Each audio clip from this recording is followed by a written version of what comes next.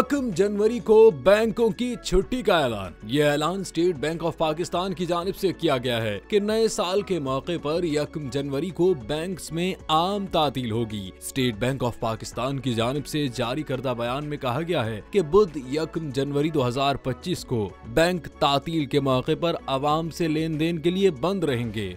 लिहाजा तमाम बैंक, तरक्याती माली इदारे, माइक्रो फाइनेंस बैंक 1 जनवरी को आवाम से लेन देन के लिए बंद रहेंगे। ताहम बैंकों, तरक्याती माली इदारों, माइक्रो फाइनेंस बैंकों के तमाम मुलाजमीन मामूल के मुताबिक दफ्तर में हाजिर होंगे।